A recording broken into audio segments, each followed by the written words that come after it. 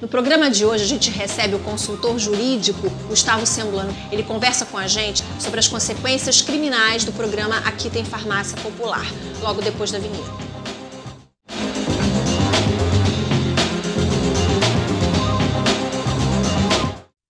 Olá, seja bem-vindo, mais um É de Farmácia no ar e a pauta hoje são as consequências criminais do programa Aqui Tem Farmácia Popular.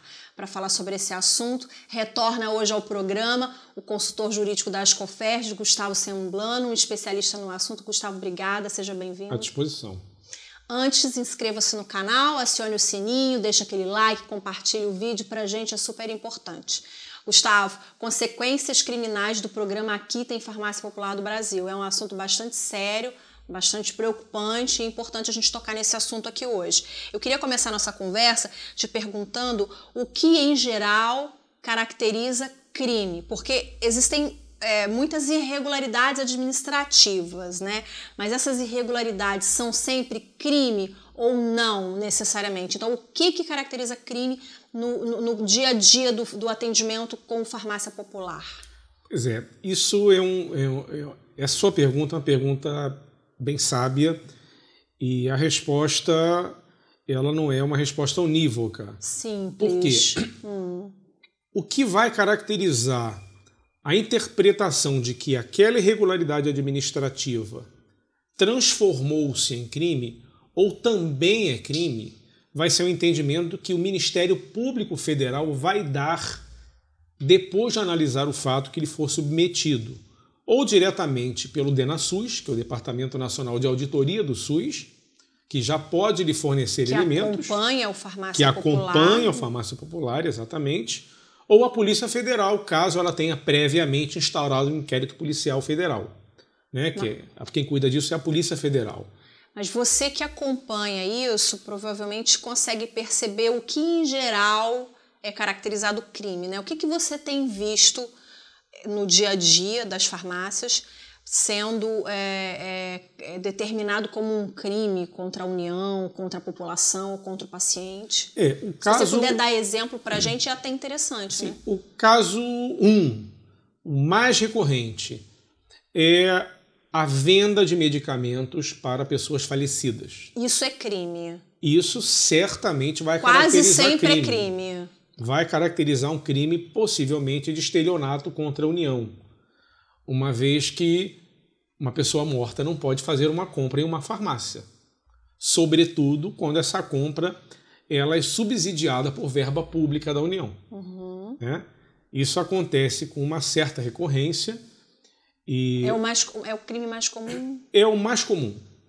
O segundo mais comum é a utilização de sistemas de informática por exemplo, filiais de empresas ou outras empresas do mesmo grupo econômico que fazem um, abre aspas, puxadinho, fecha aspas, eletrônico, a fim de que em uma loja, ou seja, em um estabelecimento onde ela não tem cadastro no programa Farmácia Popular, ela faça transações no programa Farmácia Popular utilizando o sistema informatizado da loja em que ela tem o cadastro. Porque o cadastro é por loja. Exatamente. A venda só pode ser feita por loja, não a rede como um todo, por exemplo. De forma nenhuma, é por loja. Então, se ele tem uma loja cadastrada, mas vende por outra, em geral isso está sendo caracterizado crime. Isso, além da irregularidade administrativa, sim, também crime. Isso também é caracterizado como crime, normalmente crime de estelionato contra a União,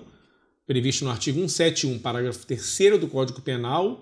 E nesse caso, o que eu dei como exemplo, como isso também vai gerar um conflito nas notas fiscais de entrada e de saída, isso também pode ensejar no crime de sonegação fiscal previsto na Lei Federal 8137 de 1990.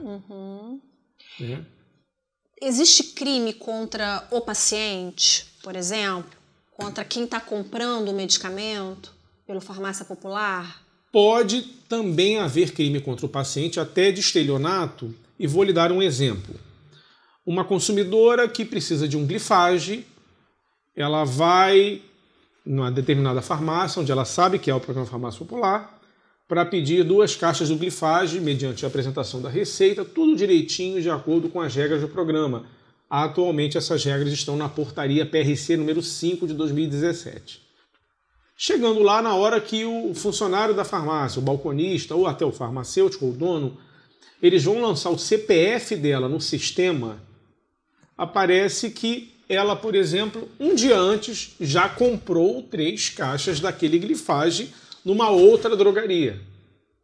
Ou seja, ela também está sendo vítima do crime de estelionato, uma vez que ela não vai conseguir comprar o Glifage porque alguém usou o seu CPF numa outra loja para adquirir esse produto ou um outro produto. Que não foi a paciente. Que não foi a paciente. Entendi.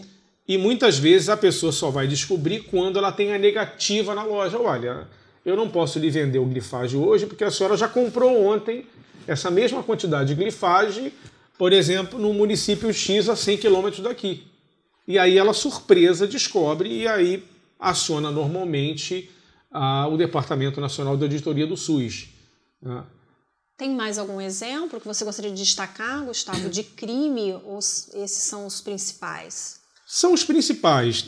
Tem um outro caso que tem acontecido com frequência, que eu, como advogado de defesa, entendo que não há crime, porque falta o elemento subjetivo do injusto, falta o dolo, falta a intenção de causar um dano ao fisco, né? Um dano ao erário, um dano às finanças públicas.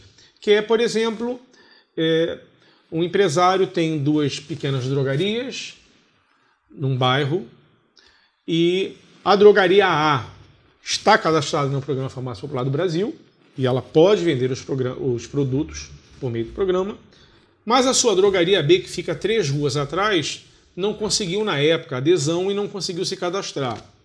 Chega lá uma consumidora idosa precisando de um Glifage para sua diabetes, precisando lá de um medicamento antihipertensivo, na loja que está no programa, só que naquela loja ele está em falta desse medicamento.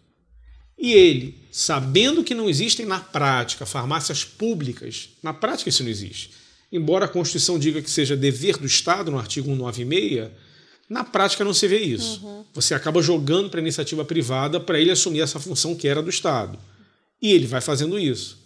Um empresário, então, com pena, muitas das vezes, por amor, por afeto a essa consumidora idosa que precisa do medicamento, o que ele faz?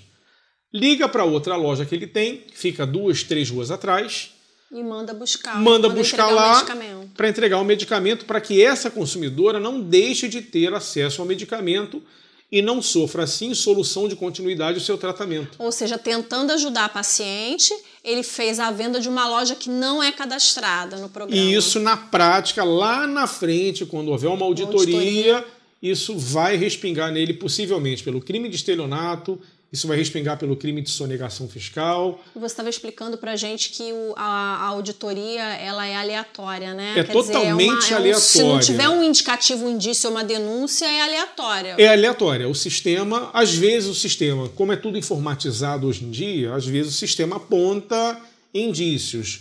Como, por exemplo, uma drogaria em que o sistema vê que só há o CRM de um único médico em todas as transações. Opa, o sistema vai apontar, vai dar um alerta. Opa, essa drogaria tem alguma coisa errada.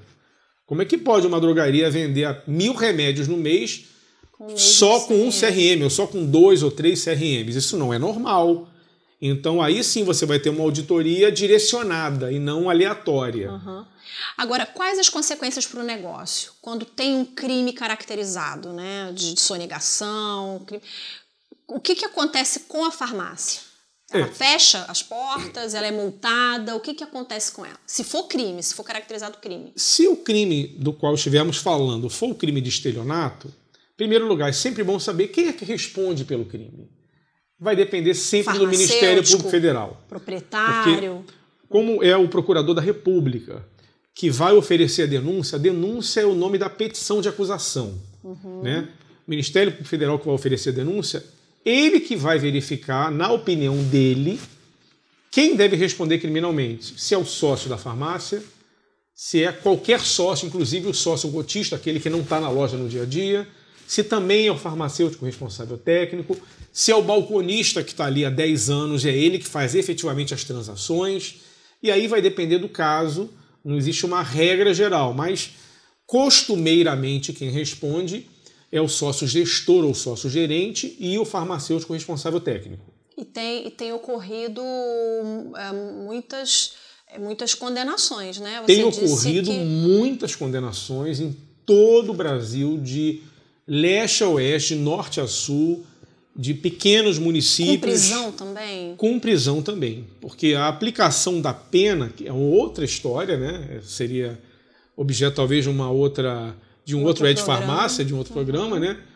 O juiz ele pode, a depender do crime, a depender da sanção, ele pode converter uma pena privativa de liberdade, como o encarceramento, a prisão, numa pena de multa, por exemplo. Mas depende do caso. Vamos pegar um exemplo que você perguntou, e a farmácia pode quebrar? Imagina que o juiz entenda que houve sonegação fiscal, nesse caso do empresário que pegou um remédio numa outra loja para ajudar o consumidor naquela loja, e o juiz substitua a pena de prisão por uma multa de R$500 mil. Para uma pequena farmácia, R$500 mil quebra a farmácia. E um outro exemplo, havendo sonegação fiscal, na prática, o juiz e o Ministério Público chamam também os auditores fiscais da área federal, da Receita Federal do Brasil, e da área estadual para fazerem uma limpa, um pente fino no estabelecimento farmacêutico. E uma coisa que eu aprendi, todos sabem, quem procura, acha. E aí você vai acabar tendo lá na frente autos de infração de cunho tributário, enfim, essa empresa vai acabar quebrando. Como é que evita isso? Como é que evita esses crimes, essas irregularidades? Como evitar? Aí temos que retroagir no tempo pelo menos 10 anos, lembrando da ainda vigente Resolução RDC 44, trata das boas práticas farmacêuticas da Anvisa, que eu lembro quando ela foi lançada em agosto de 2009, e ela está para ser modificada a qualquer momento, agora em que já passamos de 10 anos dela, ela é muito clara dizendo: treine seu funcionário, treine seu funcionário, treine seu funcionário, treine seu funcionário. Por quê? Em grande parte dos casos que vão ensejar um processo criminal, a falha foi de falta de treinamento do funcionário, que muitas vezes cometeu falhas que a gente chama de irregularidades administrativas por falta de treinamento, por falta de conhecimento. Conhecimento esse que às vezes até o farmacêutico responsável técnico tem e o dono da loja tem, mas aquele balconista que está operacionalizando as transações no cotidiano não tem, porque não foi treinado para isso. Entendi. E muitas das vezes a falta do treinamento, que é uma coisa que pode ser simples, pode não ser custosa, vai gerar uma dor de cabeça gigantesca lá na frente. É melhor prevenir, né? Melhor prevenir do que remediar.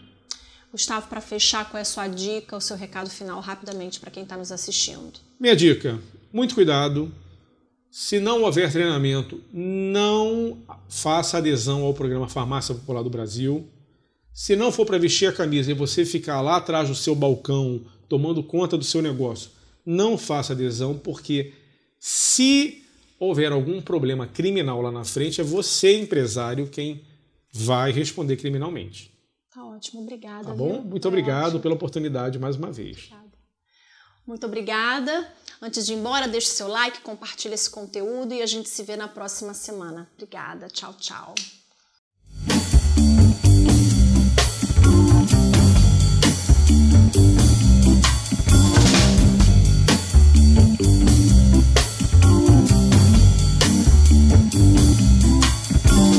Raindrops fall